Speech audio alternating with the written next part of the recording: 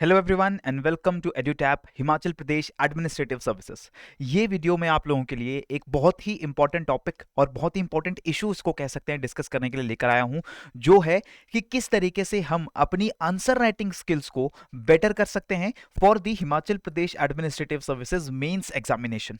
कैसे हम ऐसे आंसर्स लिख सकते हैं जो ज़्यादा मार्क्स हमारे फेच करके लाएं, कैसे हम अपने आंसर राइटिंग प्रैक्टिस को स्टार्ट कर सकते हैं और अपने आंसर जो हम लिख रहे हैं उनको कैसे बेटर किया जा सकता है। इन चीज़ों के ऊपर मैं आपके साथ इस वीडियो में बात करने वाला हूं और इसलिए मेरी रिक्वेस्ट है कि इस वीडियो को एंड तक जरूर देखिए। यहां पर हम डिस्कस करेंगे द 3 स्टेप फॉर्मूला, जो कि एड्यूटैप और हमारी जो एक्सपीरियंस्ड फैकल्टी है और जो बहुत सारे एस्पिरेंट्स ऑलरेडी हिमाचल प्रदेश के एग्जाम दे चुके हैं, उन्होंने इस फॉर्मूले को फॉलो करके अपने आंसर राइटिंग स्किल्स को बेटर किया है। तो कैसे हम ये 3 स्टेप फॉर्मूला इंप्लीमेंट करते हैं, सबसे पहले आपको समझना होगा for every kind of mains question आपको क्वेश्चन समझना सबसे पहले जरूरी है। This is the first step. 3 step formula का पहला स्टेप क्या है? Understanding the question. क्या चीजें इसमें इंक्लूडेड हैं? आपको क्वेश्चन का डायरेक्टिव एड्रेस करना होता है। क्वेश्चन के अंदर आपको क्या एग्जामिनर ने डायरेक्टिव दिया है, डिस्कस करने को कहा है, एग्जामिन करने को कहा है, कमेंट करने को कहा है, या फिर एग्जामिनर ने एक ओपन एंडेड क्वेश्चन आपको दे दिया है। ये चीज समझना सबसे पहले इंपॉर्टेंट है। ये चीज आपको समझ आने के बाद आपको आइडेंटिफाई करने होते हैं micro questions.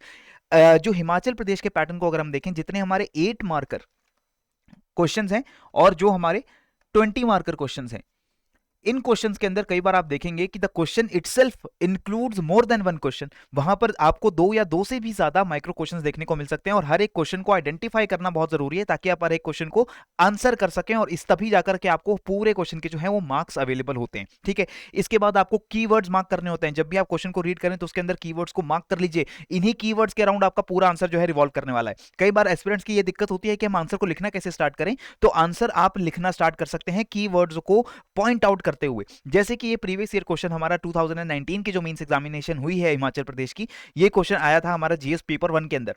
Do you agree with this point of view that the growth of communal politics in India led to the partition? Also discuss how to eradicate the problem of communalism.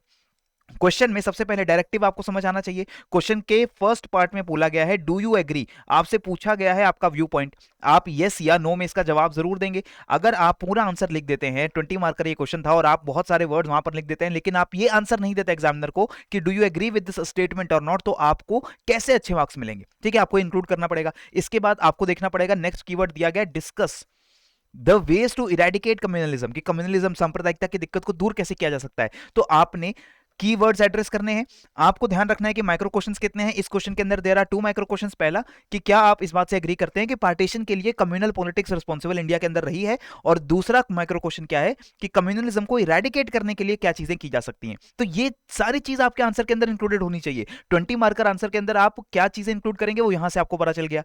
कैसे? Micro questions identify करके। Mark the keywords. Now keywords कैसे mark होंगे? Communal politics, growth of communal politics, ये हमारे keywords हैं। तो पहला हमारा आंसर का पार्ट जो है वो कम्युनल पॉलिटिक्स और इसके ग्रोथ के ऊपर फोकस रहेगा। सेकंड पार्ट जो है वो रहेगा कि how to eradicate the problem of communalism, communalism की जो दिक्कत है उसको कैसे हम लोग दूर कर सकते हैं, क्या स्टेप्स उठाए जाने चाहिए, वो हमारा कीवर्ड रहेगा और ये हमारे नेक्स्ट आंसर को गाइड करेगा। Right, so this is the first step. First step. और ये पूरा स्टेप करने में जब आपने क्वेश्चन पढ़ा, क्वेश्चन को समझा, माइक्रो क्वेश्चन को देखा, कीवर्ड्स देखे, इसमें आपको हार्डली जो है 30 सेकेंड्स का टाइम लगना चाहिए। जब आपकी आंसर राइटिंग प्रैक्टिस आप स्टार्ट करते हैं तो वहां पर इसी फॉर्मूला को आप फॉलो करते हुए 30 सेकंड्स के अंदर आंसर के क्वेश्चन के अंदर क्या डायरेक्टिव है, कितने माइक्रो क्वेश्चंस हैं और क्या कीवर्ड्स हैं वो आप आइडेंटिफाई कर लेंगे। इसके बाद बात आती है सेकंड स्टेप की, which is actually the knowledge जो आंसर के अंदर आप इंक्लूड करने वाले हैं। किसी भी क्वेश्चन को क्रिस्प और पॉइंट पे रहते हुए आप आंसर करेंगे। वेरी रेलेवेंट कंटेंट आपको लिखना है अपने एग्जाम के अंदर, और ये रेलेवेंसी ज्यादा इंपॉर्टेंट हो जाती है जब आप 4 मार्कर और 8 मार्कर क्वेश्चंस को आंसर करते हो, क्योंकि वहां पर बहुत ही लिमिटेड आपके पास वर्ड लिमिट है, बहुत ही लिमिटेड आपके पास स्पेस है, और 4 या 8 मार्क्स में सीधा अगर आप बुलसाई हिट करते हो और जो कंटेंट क्वेश्चन में पूछा गया है वही आंसर देते हो, क्रिस्प रहते हो, इधर उधर की बातें नहीं करते हो, तो आपको पूरे पूरे मार्क्स मिलने की उम्मीद होती है 4 मार्कर क्वेश्चन में स्पेशली। इसके बाद देखिए, कोहेरेंट रहना बहुत जरूरी है। आंसर्स को आपने माइक्रो क्वेश्चंस में देख लिया है, आपने देख लिया कीवर्ड्स क्या है, आपको पता चल गया है कि मेरे पास सारा कंटेंट अवेलेबल है इसको आंसर करने के लिए, लेकिन क्वेश्चन के अंदर सारी डिमांड्स पूरी हो जाएं। स्टेप 1 क्वेश्चन को अंडरस्टैंड करने के बाद जितनी चीजें हमें समझ आई थी वो सारे आंसर के अंदर इंक्लूडेड हो। ये हो पाएगा जब आप एक स्ट्रक्चर के साथ अपने आंसर को लिखते हो। इंट्रो, बॉडी, कंक्लूजन हमारा रहता है आंसर के अंदर, चीज हमें पता है। इंट्रो, बॉडी, कंक्लूजन ये सिर्फ स्ट्रक्चर है। स्ट्रक्चर का मतलब वो ताकि जब आप अपना आंसर लिखने जाओ और आपको पता होना चाहिए, आपके दिमाग में पूरा वे आउट क्लियर होना चाहिए कि मुझे इंट्रोडक्शन में कैसे लिखना है, फिर बॉडी में क्या लिखना है, फिर मैं एंड में कंक्लूड करते वक्त क्या चीज लिखूंगा। और ये स्ट्रक्चर आपका 8 और 20 मार्कर क्वेश्चंस के लिए इंपॉर्टेंट रहता है। 4 मार्कर्स में कोई स्ट्रक्चर की जरूरत नहीं, वहां पर सिर्फ आप बॉडी में आंसर लिखते हो, ठीक है। इसके बाद पॉइंट्स को प्रायोरिटाइज करना बहुत जरूरी है। जो इंपॉर्टेंट चीजें हैं वो पहले आनी चाहिए, एग्जामिनर उनको पहले देख ले। तो जब भी हम पॉइंट्स लिखते हैं, किसी चीज के फायदे या नुकसान बता रहे हैं, किसी चीज में वे फॉरवर्ड दे रहे हैं, सजेशन बता रहे हैं कि आगे किस तरीके से चीजें होनी चाहिए, तो जो पहले ज्यादा प्रायोरिटी पे पॉइंट होना चाहिए वो आप पहले लिखेंगे। अगर मैं एग्जाम्पल दूं तो ये हमारा 4 मार्कर क्वेश्चन है, write a short note on national disaster management authority 2019 mains का ये क्वेश्चन है। अब यहां पर 4 मार्कर के अंदर आपके पास बहुत ज्यादा स्कोप नहीं है, आप सीधा स्टे अपने पॉइंट के ऊपर रहते हुए एनडीएमए किस एक्ट से बना है, क्या जो गवर्नमेंट की किस मिनिस्ट्री के अंडर आता है, क्या ऑब्जेक्टिव है इस एनडीएमए एक्ट का, और क्या इंपॉर्टेंट बॉडीज और प्रोविजंस इस एक्ट के अंदर है, वो चीज आपको यहां पर 60 वर्ड्स के अंदर लिखनी होती है, क्योंकि 4 मार्कर क्वेश्चन है। तो यहां पर सीधा आप बॉडी से स्टार्ट करेंगे, आप एनडीएमए को बताएंगे कि ये किस साल में इसको जो है वो बनाया गया, किस लॉ के अंदर, किस लॉ पार्लियामेंट्री एक्ट के अंदर इसको बनाया गया, सारी चीजें आप लिखेंगे और प्रायोरिटी वाइज लिखेंगे। सबसे पहले आप बताएंगे कि जो एनडीएमए है ये किस तरीके की बॉडी है, किस लॉ से बनी है। उसके बाद आप बताएंगे किस मिनिस्ट्री, गवर्नमेंट की किस ऑर्गेनाइजेशन के अंडर आती है। उसके बाद आप कहेंगे कि इसका ऑब्जेक्टिव क्या है, एनडीएमए किस काम को करने के लिए बनाई गई है, ठीक है। और उसके बाद अगर आपके पास जगह बचती है और समय बचता है, तब आप जाके एनडीएमए के बारे में कुछ दूसरी चीजें जो है वो लिख सकते हैं। सो ऑलवेज मेक श्योर कि जो आपका कंटेंट होने वाला है वो बहुत क्रिस्प रहे, कोहेरेंट रहे, और प्रायोरिटी वाइज आप पॉइंट्स को वहां पर लिस्ट करें। And finally comes your fodder material. किसी भी आंसर के अंदर दोस्तों डेटा आप ज्यादा से ज्यादा यूज करेंगे, स्पेशली जीएस 3 और जीएस 1 के आंसर्स के अंदर। हिमाचल का जो इकोनॉमिक सर्वे है, हिमाचल का जो हमारा बजट है, और जो दूसरी हमारी रिपोर्ट्स आती हैं, चाहे वो नीति आयोग की हो, यूनाइटेड नेशंस डेवलपमेंट प्रोग्राम की हो, ये सारी रिपोर्ट्स आप पढ़ते हैं, करंट अफेयर्स के अंदर से ये सारा मसाला निकालते हैं और इसको अपने आंसर्स के अंदर यूज करते हैं टू सपोर्ट योर आर्ग्यूमेंट्स। जो चीज आप एग्जामिनर को बताएंगे कि ये चीज सही है, ये चीज गलत है, उसको सपोर्ट करने के लिए आप डेटा कहां से लाएंगे? तो डेटा लाएंगे आप इन इकोनॉमिक सर्वे और हिमाचल बजट से। आंसर्स के अंदर डायग्राम्स, फ्लो चार्ट्स और मैप्स का यूज करेंगे, स्पेशली अगर 8 मार्कर और 20 मार्कर क्वेश्चंस आते हैं इकोनॉमी के और ज्योग्राफी के, तो बिना डायग्राम के, फ्लो चार्ट के या मैप के आपका आंसर कंप्लीट नहीं होना चाहिए, क्योंकि ये चीजें आपको कम से कम शब्दों में ज्यादा से ज्यादा इंफॉर्मेशन देने का मदद करती हैं। जब आपसे किसी भी प्रोजेक्ट के फायदे पूछे गए तो सीधा प्रोज लिख करके एक अम्ब्रेला बनाइए, डायग्राम बनाइए, बबल्स बनाइए और वहां पर सारे जो फायदे हैं उनको लिस्ट करके लिख दीजिए। इसी तरीके से अगर नुकसान है तो वो भी आप जो है डायग्राम में, फ्लो चार्ट के थ्रू वहां पर बता सकते हैं।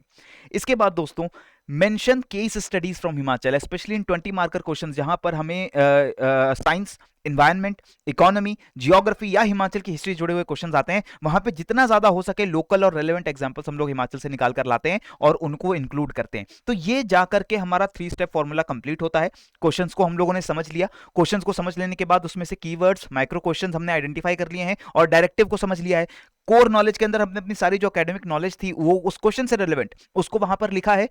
आंसर जो हमसे पूछा गया था, हमसे अगर व्यू पॉइंट पूछा गया था, हमसे कमेंट मांगा गया था, डिस्कशन मांगा गया था, वो सारी चीज हम देते हैं along with the fodder material.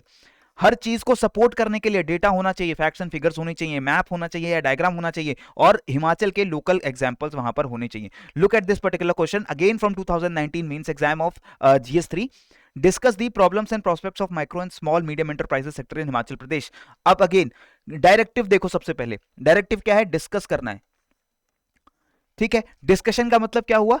Discussion में आप प्रोज एंड कॉन्स, किसी भी पहलू के सारे होलिस्टिक आप जो है ओवरव्यू लेते हैं, उसको हर एंगल से उसको एक्सप्लोर करते हैं और उसके बाद जो है अपना कंक्लूजन देते हैं। तो यहां पर बोला गया है डिस्कस करना है प्रॉब्लम्स को और प्रोस्पेक्ट्स को। These are 2 micro questions. क्या दिक्कतें हैं एमएसएमई सेक्टर को, क्या फायदे हो सकते हैं, क्या पोटेंशियल है एमएसएमई सेक्टर का, क्या फ्यूचर हो सकता है, ये चीज आपको यहां पर इंक्लूड करनी है। So you have identified the directive, you have identified कि क्वेश्चन के अंदर माइक्रो क्वेश्चंस क्या हैं, और फिर आप लोगों ने ये भी देख लिया कि कीवर्ड क्या है, micro, small, medium enterprise, right. तो इसी सेक्टर के ऊपर फोकस करते हुए आप आंसर लिखेंगे कंटेंट में। उसके बाद आप बिल्कुल क्रिस्प रहते हुए पहले बताएंगे कि एमएसएमई क्या होता है इंट्रोडक्शन के अंदर, उसके बाद आप बताएंगे कि हिमाचल में एमएसएमई के साथ दिक्कतें क्या हैं और उन दिक्कतों को सॉल्व करने के लिए क्या कदम उठाए जा सकते हैं, क्या प्रोस्पेक्ट्स हो सकते हैं। And to support all this, आपको हिमाचल के इकोनॉमिक सर्वे और बजट के अंदर से बहुत सारे ऐसे इनिशिएटिव मिलेंगे जो एमएसएमई सेक्टर को लेकर किए गए हैं by the Himachal government and by the national Indian government. तो ये सारी चीजें आप इस आंसर के अंदर इंक्लूड करेंगे और आपका 20 मार्कर जो पूरा आंसर है वो वहां पर कंप्लीट होगा, राइट। सो ये दोस्तों हमारा 3 स्टेप फॉर्मूला है अपनी आंसर राइटिंग को स्टार्ट करने के लिए। हमारा ऑब्जेक्टिव यहां पर सिंपल इतना था कि हम आपको ये सिखा दें कि कैसे आप एक अच्छा आंसर खुद से लिख सकते हैं, और और जो आंसर आप खुद लिख रहे हैं उसको कैसे इवैल्यूएट कर सकते हैं। अगर आपका आंसर इन तीनों पैरामीटर्स के ऊपर उनको पूरा कर रहा है, सारी जो डिमांड्स हैं वो मीट हो रही हैं, कीवर्ड्स एड्रेस हो रहे हैं, डायरेक्टिव एड्रेस हो रहा है, तो आपका आंसर अच्छा आंसर है, राइट। इस इनिशिएटिव में मदद करने के लिए दोस्तों एडुटैप का जो Himachal Pradesh administrative services channel है, यहां पर हम लेकर आ रहे हैं Vijay mains answer writing series. And in this series हम आपकी आंसर राइटिंग स्किल्स को इंप्रूव करने जा रहे हैं। किस तरीके से 3 स्टेप फॉर्मूला हम अलग अलग क्वेश्चंस पे लगाएंगे, चाहे वो हिमाचल के प्रीवियस ईयर क्वेश्चंस हों या इस साल के मेंस में आने वाले एक्सपेक्टेड क्वेश्चंस हों, उनके ऊपर कैसे फॉर्मूला लगता है और कैसे आंसर्स लिखे जाते हैं। हम आपको इंडिकेटिव आंसर्स भी प्रोवाइड कर रहे हैं और हम सारे इंपॉर्टेंट टॉपिक्स जो हिमाचल के सिलेबस के हैं वो कवर कर रहे हैं इस सीरीज के अंदर। We will be providing you 180 questions, mains questions, जिसमें 60 क्वेश्चंस पर जीएस पेपर, जो कि हमारे जो जीएस 1 2 3 तीन पेपर हैं, तीनों पेपर में से आपको 60 क्वेश्चंस मिलने वाले हैं, उनके आंसर्स भी मिलने वाले हैं और साथ में आपको daily at 4 PM in the evening video discussion मिलने वाला है फ्री ऑफ कॉस्ट, जहां पर हम उन क्वेश्चंस को डिस्कस करेंगे, उन क्वेश्चंस पे कैसे 3 स्टेप फॉर्मूला लगता है उसको डिस्कस करेंगे और हम देखेंगे कैसे एक इंडिकेटिव आंसर हमने बनाया है 3 स्टेप फॉर्मूला को यूज करके। और वही फॉर्मूला जब आप रोज अप्लाई करोगे अपने आंसर राइटिंग में तो आप भी उसी तरीके से अच्छे आंसर्स लिख सकते हो, जो कि out of the 4, out of the 8, out of the 20 marks जो है 3 मार्क्स, 7 मार्क्स और 15 मार्क्स लेकर आने वाले हैं, राइट। सो ये स्केड्यूल आप नोट कर लीजिए। मंडे से हमारा इनिशिएटिव स्टार्ट होगा और मंडे टू सैटरडे हम आपको 4 बजे शाम को मिलने वाले हैं जीएस 1 2 3 के लेक्चर्स को लेकर के। तो इस सीरीज में आप सीख सकते हैं कि कैसे 3 स्टेप फॉर्मूला इंप्लीमेंट होता है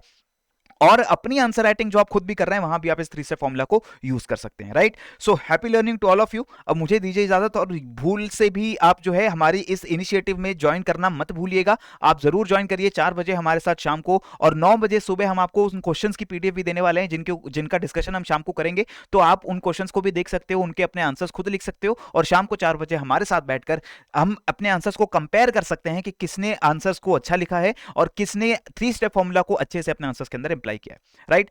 सो best of luck to all of you. पढ़ते रहिए, बढ़ते रहिए और हमारे 3 स्टेप फॉर्मूला को इंप्लीमेंट करने की कोशिश करते रहिए। जय हिंद एंड जय भारत।